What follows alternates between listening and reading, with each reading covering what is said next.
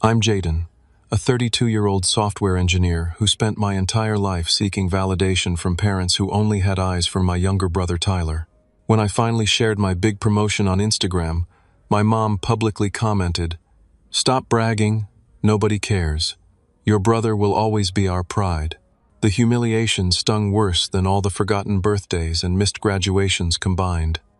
Little did they know that single comment would trigger the unraveling of our family's facade and reveal the truth about their missing $6,300. Before I dive into what happened, let me know where you're watching from and hit that like and subscribe button to join me on this journey of family drama and personal redemption. Growing up in suburban Minnesota, our family looked picture perfect from the outside. My parents, Margaret and Robert Wilson, built their lives around traditional values and conventional expectations. Dad worked as an accountant at a local firm, while Mom taught third grade at the elementary school down the street. Our two-story colonial house with its neat lawn and white picket fence seemed like the embodiment of the American dream. But inside those walls, a clear hierarchy existed, and I quickly learned my place in it. From the moment my brother Tyler was born when I was 4, I witnessed my parents' faces light up in a way they never did for me. Tyler showed athletic promise, early throwing balls with surprising accuracy as a toddler and running faster than kids several years older. "He's a natural athlete," my father would boast to neighbors while ruffling Tyler's hair. "Going to take his team to state someday, just you watch." Meanwhile, my report cards filled with straight, "as warranted," barely a nod. "That's what we expect from you, Jaden," Mom would say already, turning her attention back to whatever Tyler was doing. No celebration, no special dinner, just a quiet acknowledgement that I'd met the minimum requirement. Christmas mornings told the story clearly. When I was 12, I received practical gifts, a calculator, new winter boots, and books about computer programming since I'd shown interest in technology. Tyler, at 8, unwrapped a brand new bicycle, an expensive baseball glove, and a gaming console my parents had previously told me was too expensive when I'd asked for one. "Tyler needs proper equipment to develop his talents," Dad explained when he caught my disappointed expression. "Your gifts will help with your schoolwork. Different kids, different needs." By the time I reached high school, the pattern was firmly established. I joined the computer club and excelled in mathematics and science competitions, bringing home trophies and certificates that ended up in a box in the attic. Meanwhile, the living room gradually transformed into a shrine to Tyler's athletic achievements, shelves lined with trophies, walls adorned with framed newspaper clippings about his baseball and football accomplishments. My parents never missed Tyler's games, rearranging work schedules and canceling appointments to cheer from the stands. But when I qualified for the state mathematics Olympiad, Mom had parent-teacher conferences she couldn't reschedule, and Dad had an important client meeting. "You'll be fine on your own, Jaden. You're always so independent," Mom said, handing me bus fare. "Make sure to take pictures if you win anything." While they cultivated Tyler's athletic talents with private coaches and summer camps, they guided me toward practical pursuits. When I expressed interest in computer science innovation, Dad sat me down for a serious talk. "Look, son, it's great that you're good with computers, but focus on the stable career paths. Network administration, corporate IT, that's where the steady paychecks are. Leave the risky innovation stuff to people who can afford to fail." The message was clear. Tyler could dream big with their full support, but I needed to stay practical and not reach too high. I retreated into my world of coding and computers, finding solace in the logical, predictable nature of programming. At least computers responded consistently to the right inputs, unlike my parents' affection, which seemed forever out of reach regardless of what I achieved. By senior year of high school, I'd stopped bringing friends home, tired of watching my parents transform from distracted and dismissive with me to animated and engaged the moment Tyler entered the room. My girlfriend at the time, Rachel, pointed it out after one uncomfortable dinner. "Do your parents realize they asked Tyler about his day 3 times and never once asked you about anything?" she whispered as we escaped to my room to study. I just shrugged, the observation too painful to acknowledge aloud. It's just how things are. As college application season arrived, I applied to top computer science programs across the country. When my acceptance letter from Stanford arrived with a substantial merit scholarship, I expected finally to see pride in my parents' eyes. Stanford's expensive, even with that scholarship. Dad commented, frowning at the letter. Have you considered State University? Your brother's likely heading there on a baseball scholarship in a few years. You could be there together and we could save on housing. That night I made a decision that would alter the course of my life. I would go as far away as possible, build my own success, and one day make them regret every dismissive comment and missed milestone. Not out of revenge, but to finally prove my worth. What I didn't realize then was that the validation I sought would never come from the sources I expected. The journey ahead would teach me painful lessons about family dynamics, self-worth, and what truly constitutes success.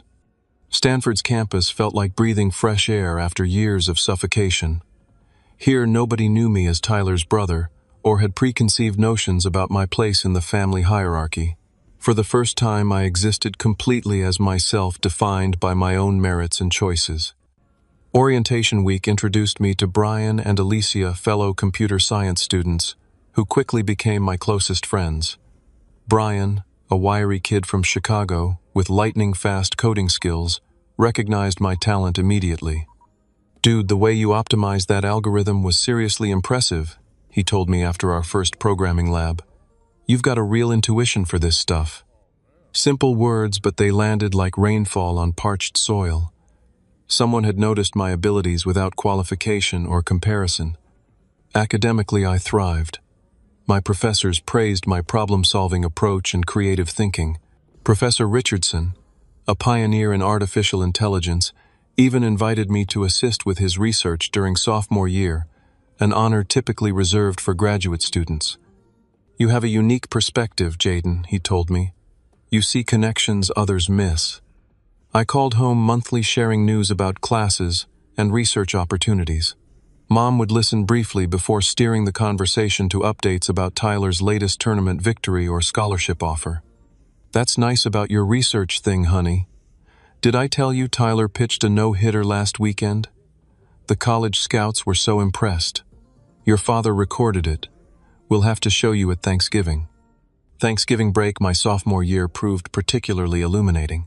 I'd been selected for a prestigious internship at a major tech company for the following summer, an opportunity that could set the trajectory of my entire career. At dinner, I waited for a lull in the conversation about Tyler's sporting achievements to share my news. "That's a good opportunity," Dad said with a nod. "Internships look good on resumes." Then immediately, "Tyler, tell Jaden about the state championship game coming up." Tyler, to his credit, looked uncomfortable with the abrupt subject change. Later that night, he knocked on my bedroom door. "Congrats on that internship, bro. Sounds really impressive." I studied my brother's face, searching for sarcasm or mockery, but found only sincerity. "Thanks, Tyler. That actually means a lot." He hesitated in the doorway. "I know Mom and Dad are intense about my sports stuff. Sometimes I wish they'd chill about it, you know? It's a lot of pressure." That brief exchange planted a seed of realization. Tyler wasn't my enemy. He was in his own way trapped in our parents' expectations, just as I was, just on the more favorable side of them. Graduation came faster than expected. I completed my degree with highest honors, landed a job at Meridian Tech in San Francisco, and prepared to start my adult life. When the ceremony date approached, I sent my parents the information months in advance. "We're so proud of you, honey," Mom said over the phone, "but Tyler has regional finals that weekend. You understand how important this is for his future. We'll make it up to you when you come home after." I attended my graduation ceremony alone, watching other families celebrating together across the stadium. As I accepted my diploma, I scanned the crowd briefly, still harboring a childish hope that they might have surprised me by showing up.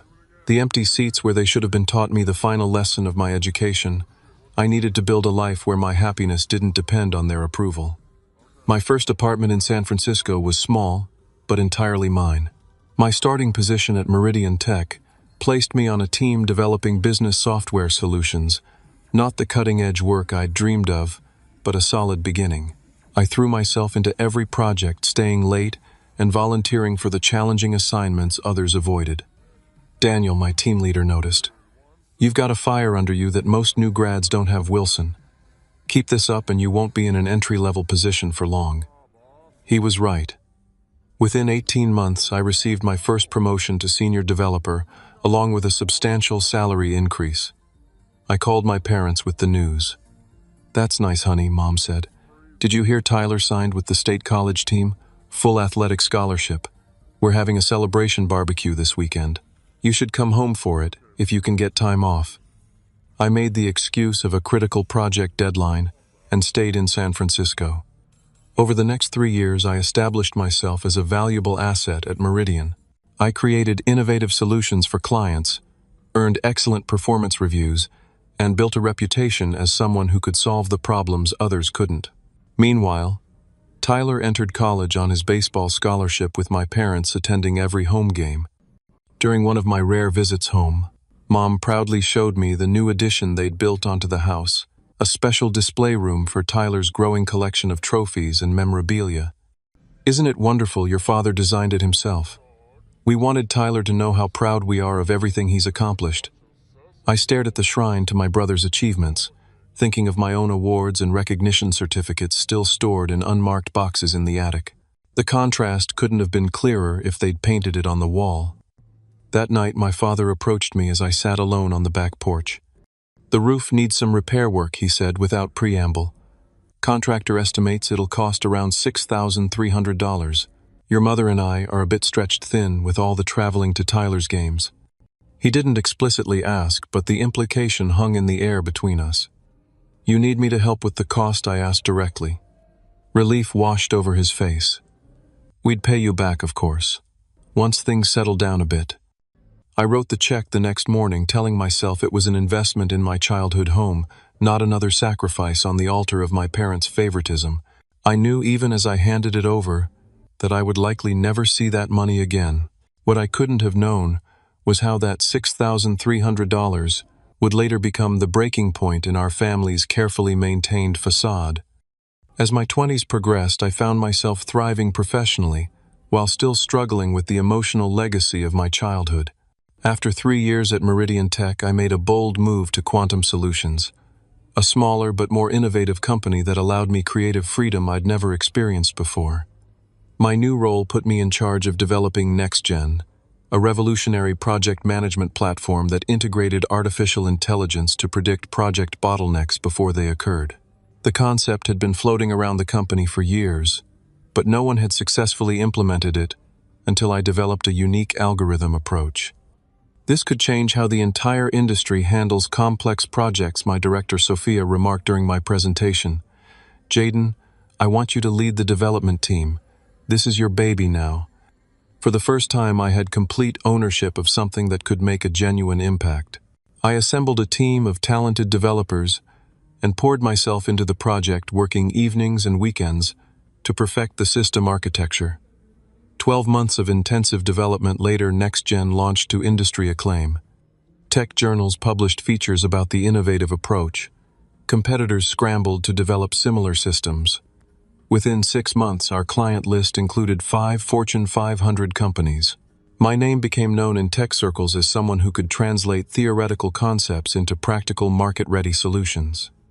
Each professional milestone brought congratulatory emails from colleagues, LinkedIn messages from industry peers, and celebratory dinners with friends, but silence from my family.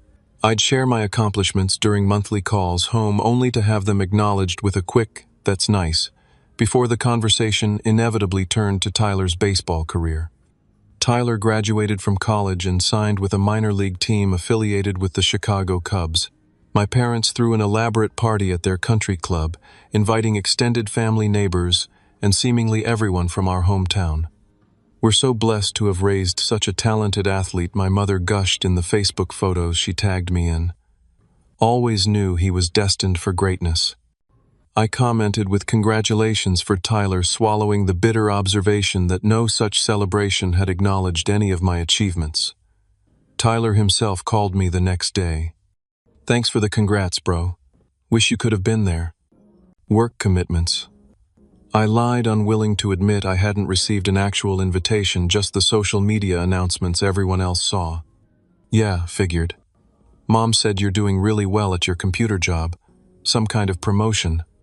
I almost laughed at the vague description of leading a revolutionary software development that was making waves throughout the tech industry. Something like that. Cool, cool. Hey, I appreciate you being supportive and all. Some of the guys on the team have siblings who are super jealous and competitive. His comment caught me off guard. Why would I be jealous? I don't know, man. Mom always talks about how you struggled with me getting attention growing up. The revisionist history stunned me into momentary silence. I had never complained to my parents about the disparity in treatment. I'd been too afraid of seeming petty or ungrateful. Somehow, in their narrative, my quiet acceptance had transformed into jealous struggling. That's not how I remember it. I managed finally. Oh, well, you know, Mom. She has her own version of everything. Tyler paused. Anyway, I should go. Early practice tomorrow. Take care, bro. The conversation left me unsettled for days, wondering what other distorted stories my parents had constructed about our childhood. The need for professional therapy became increasingly clear as I found myself distracted at work, ruminating over past interactions and second-guessing my own memories. Dr. Melanie Torres, a therapist specializing in family dynamics, helped me understand the toxic patterns that had shaped our family. What you're describing sounds like classic golden child and scapegoat dynamics, she explained during our third session. In many dysfunctional families, parents channel their hopes, dreams, and positive projections into one child, the golden child, while another becomes the repository for disappointment, criticism, and emotional neglect. But why, I asked the question that had haunted me since childhood. What did I do wrong? Nothing, she said firmly. These roles are assigned based on the parent's unresolved issues and needs, not because of anything inherently deserving or undeserving about either child. Your brother didn't ask to be the golden child, any more than you asked to be overlooked. Over months of therapy, I began recognizing how deeply these dynamics had affected my sense of self-worth. Every achievement became a desperate attempt to prove my value. Every relationship was shadowed by the fear of being replaceable, forgettable. Around this time, I met Amanda at a tech conference in Boston. Smart, confident, and refreshingly direct, she worked in UX design for a competing company. Our conversation about ethical considerations in AI development turned into dinner, which evolved into weekend visits between our cities and eventually a serious relationship. Amanda noticed the pattern with my family immediately. After listening to a particularly dismissive phone call with my mother, she couldn't hide her indignation. Does she realize she just spent 15 minutes talking about your brother's baseball statistics and didn't ask a single question about your life after you told her about winning the Innovation Award? I shrugged, the response so familiar it barely registered anymore. That's just how they are. No, Jaden. That's not just how people are. That's how people are when they're playing favorites in a really unhealthy way. Her directness was both uncomfortable and refreshing. Have you ever called them out on it? The question stunned me. The idea of confronting my parents had never seemed like an option. We simply didn't discuss such things in our family. Emotions, especially negative ones, remained unacknowledged until they could be repackaged as something more palatable or ignored entirely. I wouldn't even know where to start, I admitted. Amanda took my hand. Start by recognizing that you deserve better. Their inability to see your worth doesn't diminish it. But at some point, you might need to stop seeking validation from people who aren't equipped to give it to you. Her words echoed those of my therapist, who had been encouraging me to establish healthier boundaries with my family. The concept still felt foreign, almost sacrilegious. Despite everything, they were still my parents. And somewhere beneath the hurt and resentment, I still longed for their approval. That longing would be tested in ways I couldn't imagine when an unexpected promotion coincided with Tyler's first major injury, setting in motion to a series of events that would finally force all of us to confront the cracks in our Carrick's family's foundation. The email arrived on a Tuesday afternoon. Congratulations. We are pleased to offer you the position of Chief Innovation Officer at Quantum Solutions. I stared at my screen in disbelief. At 32, I would become the youngest C-suite executive in the company's history. The promotion came with a corner office, a significant salary increase, and a seat at the table where the company's future would be shaped. Amanda insisted on a proper celebration. This isn't just any promotion, Jaden. This is recognition of everything you've built over the past decade. We're marking this occasion appropriately. She organized a surprise gathering at Elevation, an upscale restaurant with panoramic views of the San Francisco skyline. Walking in to find 20 colleagues and friends cheering for me created a lump in my throat. These people, many of whom I'd known for just a few years, showed more genuine enthusiasm for my success than my family ever had. Speech called Brian, who had moved to San Francisco 2 years after me, and now worked at a neighboring tech firm. Standing before people who truly saw me, who valued my contributions and celebrated my achievements without qualification or comparison, something shifted inside me. For perhaps the first time I felt worthy of the recognition not because of what the achievement might make others think of me, but because I knew the work and dedication it represented. I want to thank all of you, I said, glass raised. Not just for being here tonight, but for being the kind of friends and colleagues who make the journey worthwhile. Success means more when you have people to share it with who genuinely care. Later that night, riding high on validation and expensive champagne, I did something unprecedented. I posted about my achievement on Instagram. Normally intensely private about my professional life on social media, I decided it was time to own my success publicly. Amanda took a professional quality photo of me in my new office, smiling confidently beside the floor-to-ceiling windows overlooking the city. I crafted a thoughtful caption, "Honored and humbled to step into my new role as Chief Innovation Officer at Quantum Solutions. The path hasn't always been easy, but every challenge has led to this moment. Grateful for everyone who believed in me along the way. Here's to building the future one innovation at a time." New chapter: Tech Leadership. The post quickly accumulated likes and positive comments. Former classmates, colleagues from previous jobs, and industry connections offered congratulations. Even Tyler liked it and commented, "Crushing it, bro. Super proud of you." I was scrolling through the notifications when a new comment appeared from my mother's account. "Stop bragging, nobody cares. Your brother will always be our pride." The words landed like a physical blow. I stared at the screen, unable to process that my own mother had publicly humiliated me on what should have been one of my proudest moments. Amanda, reading over my shoulder, gasped, "Jaden, I don't even have words. That's incredibly cruel." My phone began buzzing with text messages. Friends who had seen the comment were checking if I was okay. Several suggested I delete it, but something in me refused to hide the truth any longer. Brian called immediately. "Dude, I just saw your mom's comment. That's seriously messed up. Are you all right?" "I don't know," I answered honestly, still staring at the words on my screen. I guess I always knew that's how she felt, but seeing it spelled out like that. "It says way more about her than it does about you," he assured me. "Everyone else can see how incredible your achievement, Island." Over the next hour, something remarkable happened. Friends, colleagues, and even industry acquaintances began responding directly to my mother's comment. "Jaden is one of the most brilliant minds in tech right now. You should be immensely proud. As someone who's worked with your son for years, I can tell you he's changing the industry." His humility makes this comment even more shocking. What an appalling thing to say to your child who just reached a career pinnacle. Shame on you. My phone rang again. Tyler. "Jaden, I just saw Mom's comment. That was totally out of line. I called her and told her to take it down or apologize." His support, while appreciated, couldn't stem the tide of emotions breaking through years of careful suppression. After hanging up, I finally allowed myself to feel the full weight of the rejection I'd been carrying since childhood. I broke down completely, sobbing in Amanda's arms like I hadn't cried since I was a small boy. Years of swallowed hurt of achievements diminished of constantly being measured against my brother, and found wanting it all poured out in heaving, painful waves. "Why am I still seeking their approval?" I choked out between sobs. "Why do I still care what they think?" "Because they're your parents," Amanda said, softly stroking my hair.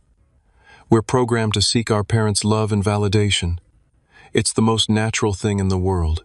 What's unnatural is how they've withheld it from you." After the emotional storm passed, I felt different, raw and tender. but also lighter. Something had broken free inside me. The desperate need for parental approval that had driven me for decades began to loosen its grip on my heart. Mom called the next morning. I let it go to voicemail, not ready to hear whatever justification she might offer.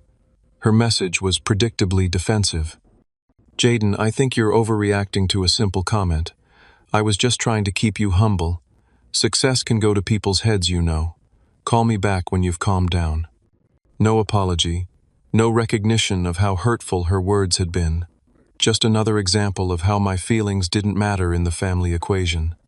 When I finally returned her call that evening, I broke the pattern of a lifetime. "What you did was cruel and humiliating," I said without preamble.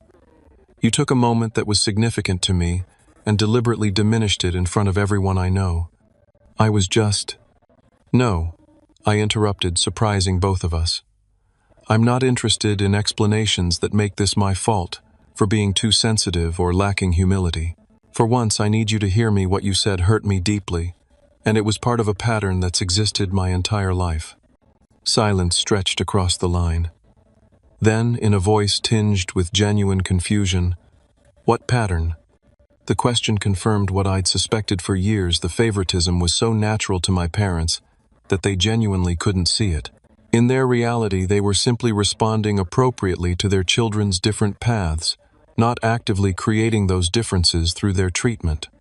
"Mom, when was the last time you bragged about my accomplishments the way you do about Tyler's?" I asked quietly. "That's different.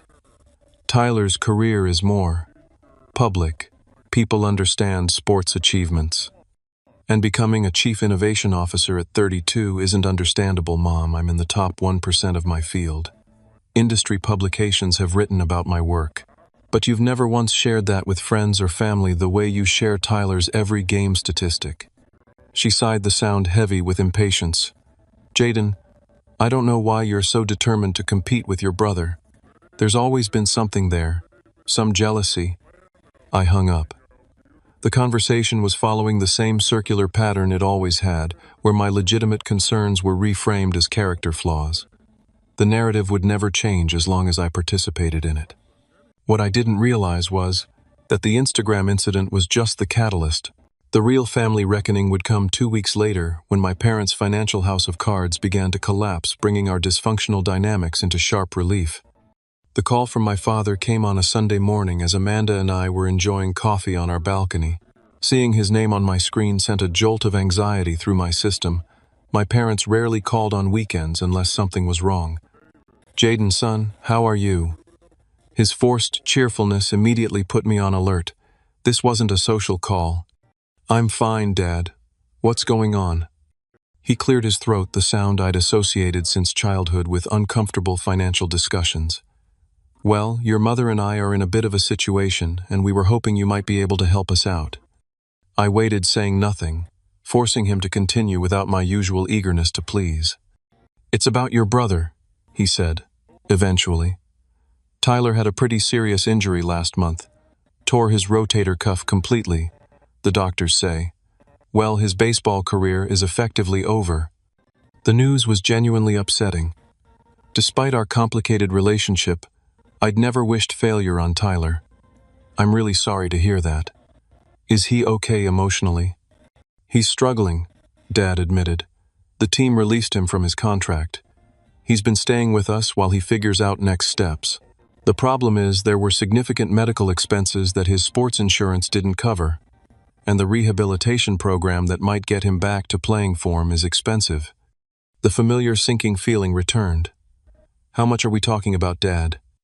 "Around $15,000 would get everything covered and give Tyler a cushion while he regroups." The amount took my breath away, more than double what I'd already lent them. "That's a significant amount of money." "We know it's a lot to ask," he said quickly. "But you're doing so well with your new position. Your mother mentioned something about a big promotion." The casual reference to my achievement, the same one my mother had publicly dismissed, reignited my anger. Yes, the promotion she told the entire internet nobody cares about. An uncomfortable pause followed. "She feels terrible about that comment, Jaden. You know your mother speaks without thinking sometimes. But this isn't about that. This is about helping your brother when he needs it most. What happened to the money I sent for the roof repairs? I asked suddenly. $6,300. Was that actually used to fix the roof? Another telling pause. Well, we had some unexpected expenses come up right around then. Tyler needed specialized equipment for training camp. The revelation shouldn't have surprised me, but it did. So you lied to me. You asked for money claiming it was for house repairs when it was actually for Tyler. We didn't lie exactly, he hedged. We were going to fix the roof, but Tyler's needs took priority. We figured you wouldn't mind helping your brother. The problem isn't helping Tyler, Dad. It's the fact that you weren't honest with me. And now you're asking for more than twice that amount again for Tyler. Son, I don't understand why you're making this so complicated. We're family. Family helps each other. The simplicity of his statement clarified everything for me. In my parents' worldview, family meant I should give freely to support their priorities, specifically Tyler, without question or hesitation. My role was to provide resources without requiring transparency, honesty, or reciprocity. I need to think about this, I said finally. I'll call you back. Amanda had heard enough of the conversation to understand its essence. Let me guess. They need money for Tyler, and they assume you'll just write a check without question. $15,000, I confirmed. Apparently the $6,300 I gave them for roof repairs actually went to Tyler's training equipment. She shook her head. Jaden, I know they're your parents, but this pattern is exploitative. They dismiss your achievements while expecting you to finance theirs. Deep down, I knew she was right.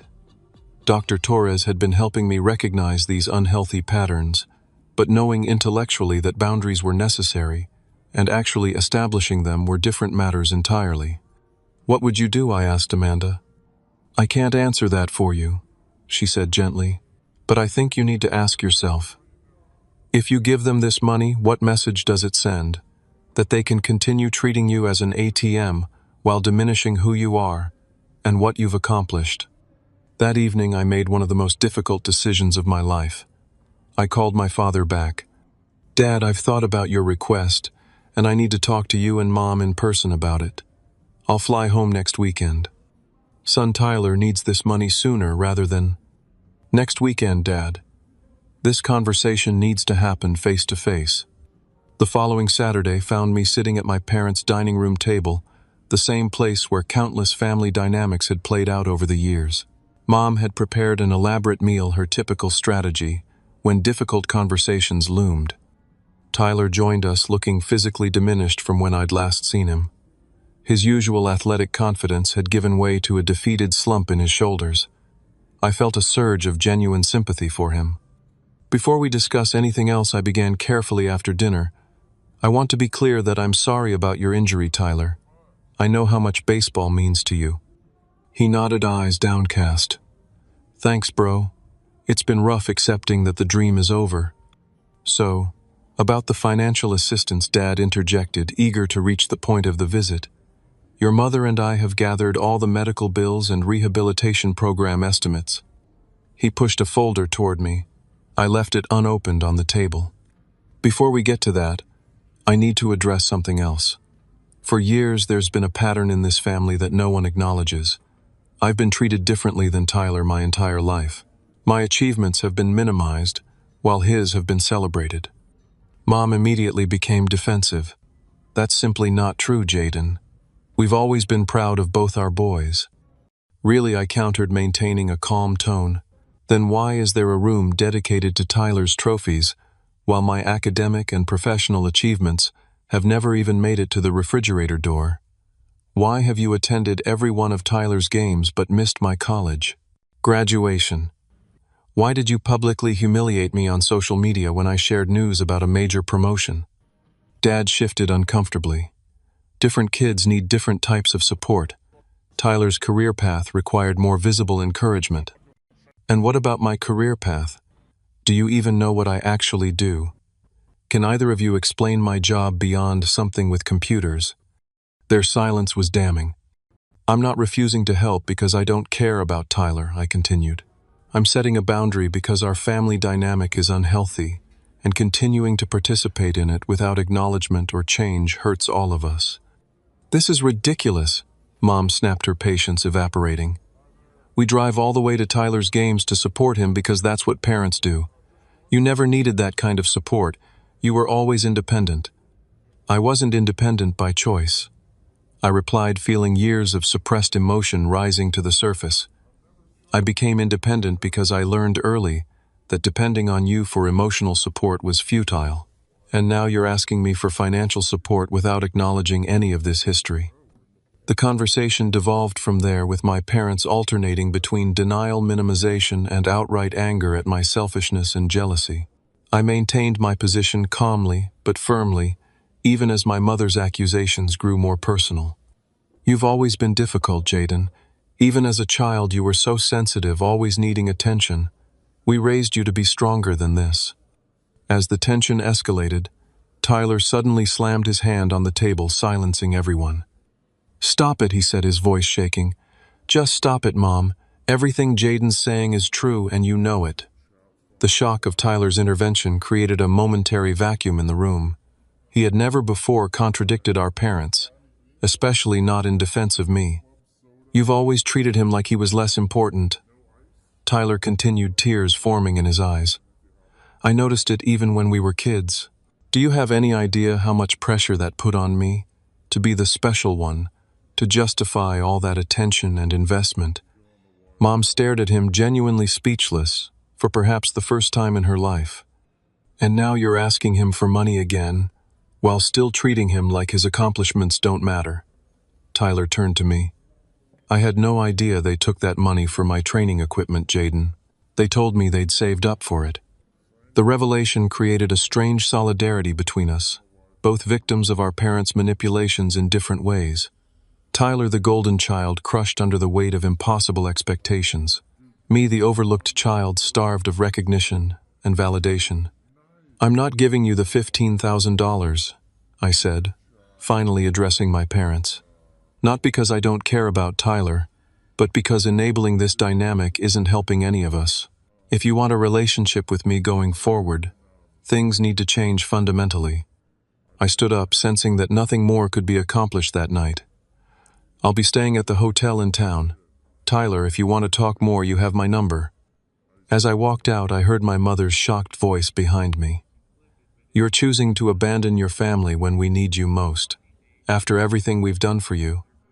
I paused at the door, turned back, and delivered the truest words I'd ever spoken to them. "I'm not abandoning my family. I'm inviting you to finally include me in it as an equal member, not a resource to be tapped when convenient." The drive to the hotel was surreal, adrenaline coursing through my system. I had finally said aloud the things I'd silenced for decades. Whether it would change anything remained to be seen, but for the first time I had honored my own truth regardless of their reaction to it. The fallout from my confrontation with my parents was swift and predictable. By the next morning, my phone buzzed with a barrage of text messages from extended family members. "Your mother is devastated. How could you refuse to help your brother in his time of need? Family supports family. Period. Your father says you've changed since moving to California. Tyler's entire future is at stake. Whatever childhood jealousy you're holding on to needs to be put aside now." It was clear my parents had immediately begun damage control, spinning a narrative where I was the villain who abandoned family obligations because of petty resentment. The fact that none of these relatives had ever acknowledged my career achievements or life milestones only reinforced the family dynamics I'd named. I drafted a simple response to send to each of them. "I appreciate your concern, but you've heard only one perspective on a complex situation. I love my family and want healthy relationships with all of them." Tyler called around noon. "Can we meet somewhere? Just the two of us." We arranged to meet at a small coffee shop downtown, away from our parents' influence. When he arrived, he looked like he hadn't slept. "Mom and Dad have been on the phone all morning," he said, dropping heavily into the chair across from me.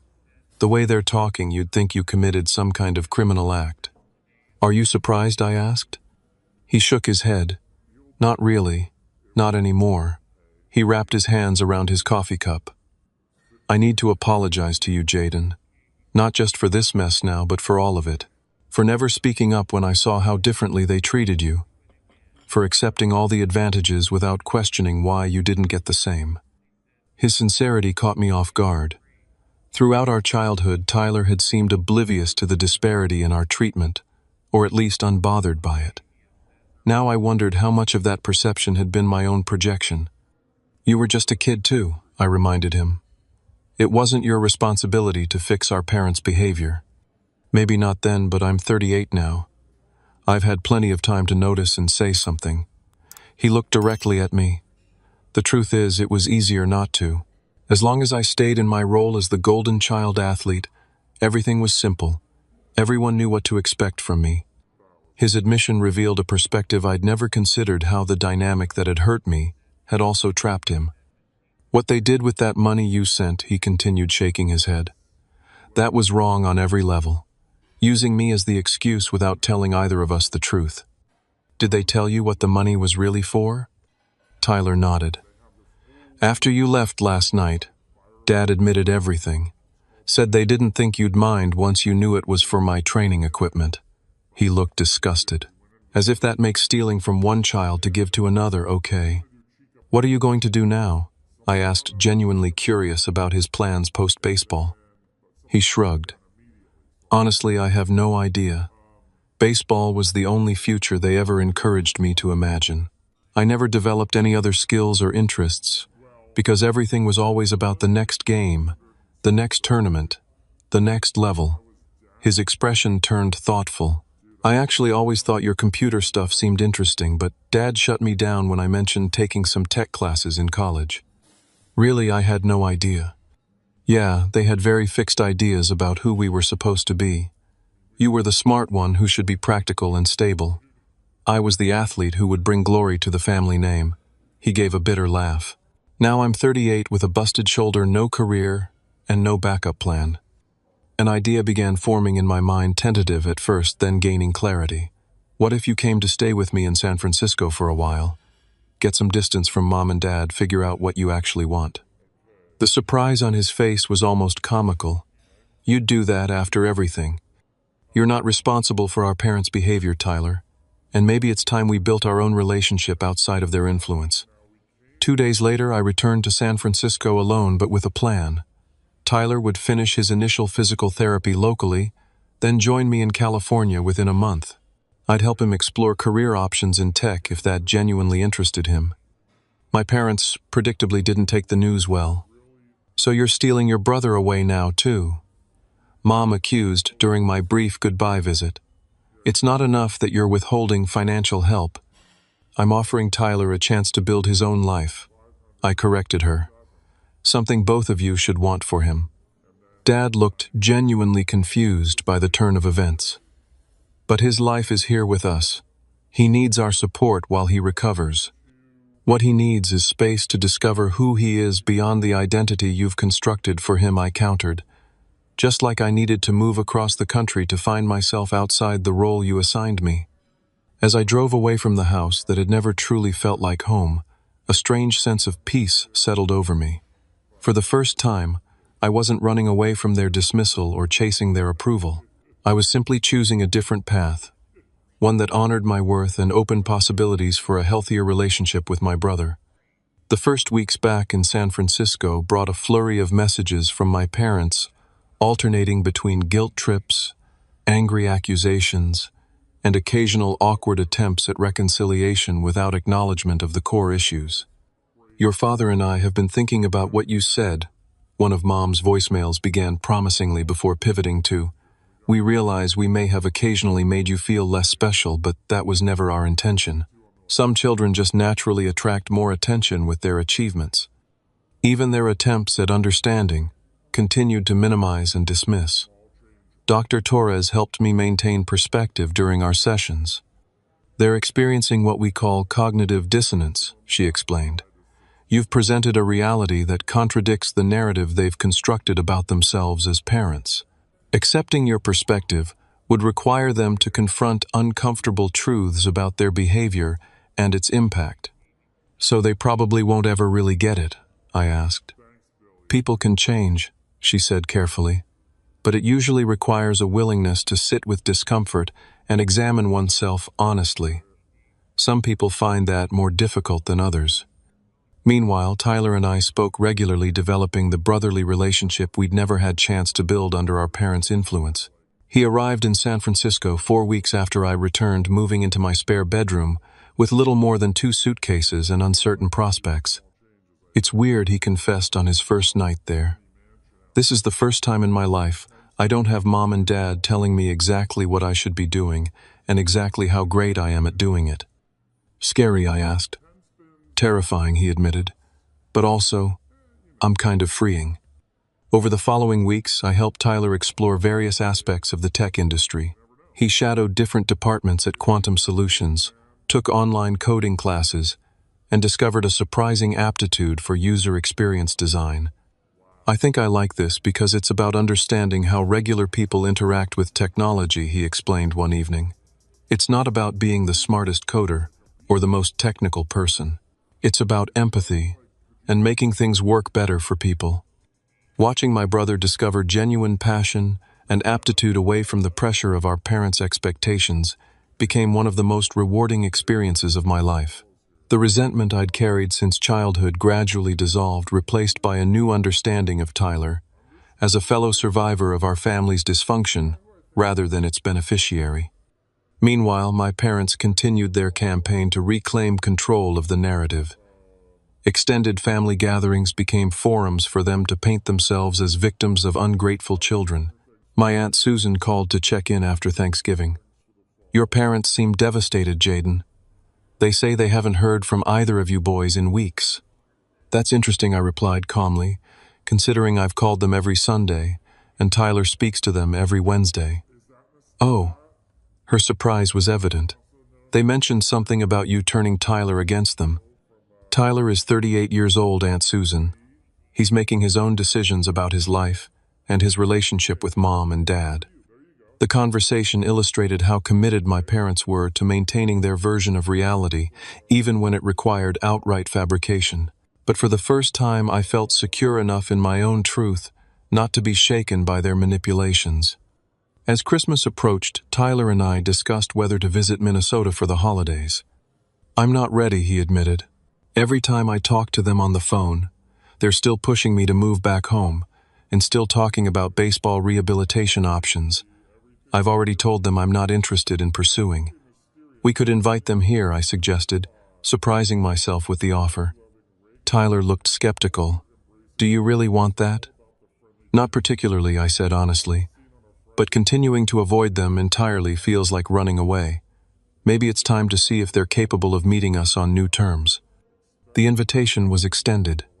Their response was telling they couldn't possibly travel during the holidays because everyone expects us to host the family Christmas as always. The subtext was clear. Their established roles and traditions took priority over rebuilding relationships with their sons. Instead, Tyler and I created our own holiday tradition. We invited friends for Christmas dinner, volunteered at a local shelter on Christmas Eve, and spent quality time simply enjoying each other's company without the weight of family expectations. As the new year began, I realized something fundamental had shifted within me. The ache for parental validation, the driving force behind so many of my life choices, had diminished to a dull background awareness rather than an acute pain. In its place grew something more valuable: self-validation and authentic connection with people who saw and appreciated me for exactly who I was. 6 months after the confrontation at my parents' dining room table, spring arrived in San Francisco, bringing with it a sense of renewal that mirrored my internal journey. The city bloomed with colorful flowers and fresh possibilities, and for the first time in my adult life, I felt fully present in my own story, rather than constantly seeking external validation. My professional success continued to flourish at Quantum Solutions. The next-gen platform had revolutionized project management across multiple industries, and I was invited to deliver keynote speeches at major tech conferences. But the difference now was that I no longer measured my worth by these achievements. They were satisfying accomplishments, not desperate attempts to prove my value. Therapy with Dr. Torres continued to provide valuable insights. "The goal isn't to stop caring what your parents think entirely," she explained during one session. "That's nearly impossible for most people. The goal is to develop a strong enough sense of self that their opinions no longer define you. I was beginning to understand that distinction. The little boy who craved his parents' approval would always exist somewhere inside me, but he no longer drove my decisions or dominated my emotional landscape. Tyler had settled remarkably well into his new life in San Francisco. He completed a 12-week intensive UX design boot camp and landed an entry-level position at a growing startup. Despite starting over in his late 30s, he approached his new career with enthusiasm and humility. "I keep waiting for the identity crisis to hit," he confessed over dinner one night. 38 years of being Tyler the baseball player, and now I'm just not that anymore. "How does that feel?" I asked. He considered the question seriously. Weirdly, okay, like I'm more than that one thing I was good at. There's a freedom in not having my entire identity wrapped up in something so fragile. One shoulder injury and poof, career over. But this, he gestured to the UX wireframes he'd been working on. "This I can do until I'm 80 if I want to." Watching Tyler discover who he was outside our parents' expectations helped me recognize how much of my own identity had been shaped in reaction to their dismissal. The drive to achieve, to prove myself worthy, it had fueled my success, but at a cost to my sense of intrinsic value. Amanda had become an essential part of my healing journey. Her unwavering support and clear-eyed perspective helped me navigate the complex emotions that arose as I established new boundaries with my family. "Have you thought more about your mom's latest email?" she asked one evening as we walked along the waterfront. My mother had sent a message that seemed on the surface more reflective than her previous communications. "I've been thinking about some of the things you said during your visit. Maybe there's some truth to how differently we treated you and Tyler growing up. I just want my family back together."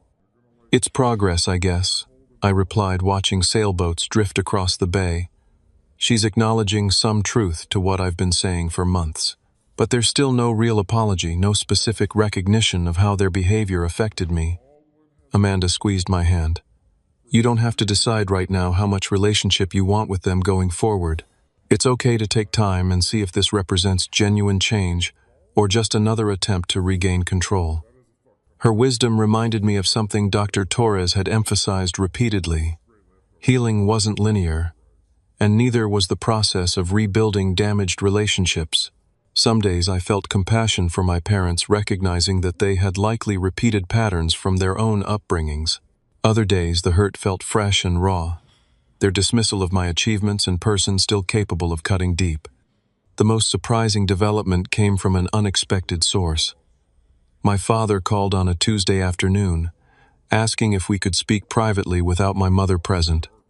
"I've been doing some reading," he began awkwardly, after I agreed to the conversation, "about family dynamics and favoritism."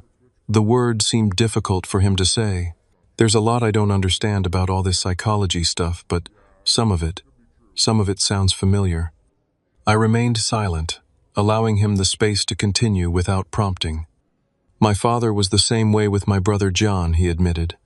"John was the athlete, the charmer. I was the quiet one who got good grades. Nothing I did was ever quite enough for Dad."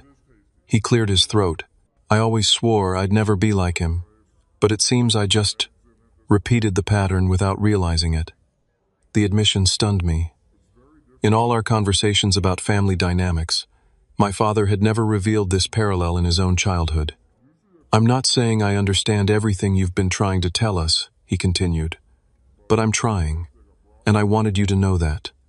It wasn't a complete recognition of the harm done nor a full apology, but it represented something I hadn't expected, the beginning of self-reflection on his part. "Thank you for telling me that, Dad," I said, genuinely moved by the effort this confession must have required. "It helps me understand some things, too." Our conversation opened a small door to the possibility of a different kind of relationship, one built on greater honesty and awareness, even if full understanding remained a work in progress. My mother proved less capable of this kind of reflection. Her attempts at reconciliation continued to center her feelings and expectations rather than acknowledging the impact of her behavior. But I was learning that I could establish boundaries while still maintaining connection. "I'm happy to continue our Sunday calls," I told her after one particularly difficult conversation where she insisted I was still punishing her. "But if the conversation turns to criticism or dismissal of my choices, I'll need to end the call and try again next week. The boundary was tested immediately, so I'm not even allowed to express my opinions now. You're monitoring what I can and can't say as your mother. You can express any opinion you want, Mom, and I get to decide how much of that I'm willing to listen to. That's how healthy adult relationships work. The concept clearly frustrated her, but for the first time I didn't feel responsible for managing her emotional response. My worth wasn't determined by her approval, and my boundaries weren't negotiable based on her comfort. As summer transitioned to fall, Tyler and I established a new tradition: monthly dinners with Amanda and Tyler's new girlfriend Rachel, where we celebrated each other's achievements, large and small. These gatherings became sacred space, where every accomplishment received the recognition it deserved. Whether it was Tyler completing his first major UX project, Amanda winning a design award, or me simply taking a vacation without checking work emails. The contrast between these warm, affirming gatherings and the childhood dinners where my achievements had been systematically overlooked wasn't lost on either of us. This is what family should feel like, Tyler observed after one such evening. People who genuinely celebrate each other's successes without keeping score or playing favorites. We're creating the family we needed, I replied, the realization both sad and empowering. A year after the Instagram comment that had catalyzed our family's unraveling, I received a package from Minnesota. Inside was a framed certificate from my high school mathematics Olympiad, the competition my parents had been too busy to attend. Accompanying it was a note in my father's handwriting. Found this while cleaning the attic. Should have been displayed, not stored away. I'm sorry, son. The simple acknowledgement brought unexpected tears to my eyes. Not because I still needed the validation, but because it represented a small step toward healing for all of us. The wounded child within me felt seen, even if decades too late. My journey from seeking external validation to finding internal worth continued each day. Some mornings I still woke with the echoes of childhood inadequacy whispering in my ear. On those days I practiced the self-compassion Dr. Torres had taught me, acknowledging the hurt without letting it define my present. The pain of parental favoritism would always be part of my story, but it was no longer the central narrative of my life. I had learned that, while we can't choose the family we're born into, we can choose the family we create through authentic connection and mutual respect. Tyler moved into his own apartment that fall, but our newly forged brotherhood remained strong.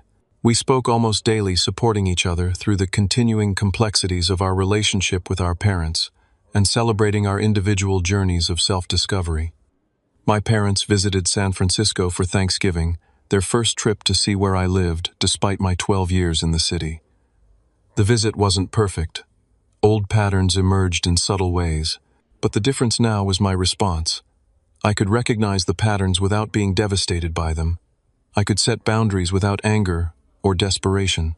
I could love my parents without needing them to be different than they were capable of being. As I reflect on the journey from that humiliating Instagram comment to the life I've built today, I'm reminded that true healing doesn't come from receiving the apologies we deserve or the validation we crave. It comes from recognizing our inherent worth, apart from others' ability to acknowledge it. The $6,300 my parents redirected to Tyler's training equipment without my knowledge became a strange gift in the end, the catalyst for confronting decades of unhealthy patterns and beginning the hard work of creating something healthier for the future. If you're watching this and recognizing similar patterns in your own family, know that your achievements matter, your feelings matter. Your worth isn't determined by anyone else's ability to recognize it. Building a life that honors your authentic self is the most powerful response to those who failed to see your value. The journey isn't easy, and it isn't linear. There are days I still struggle, but on this side of healing, I can truthfully say the freedom of self-validation is worth every difficult conversation, every painful realization, and every courageous boundary. Have you experienced similar family dynamics in your life? How did you handle them? Let me know in the comments below. And if this story resonated with you, please like, subscribe, and share with someone who might need to hear that their worth isn't defined by others' recognition. Thank you for joining me on this journey.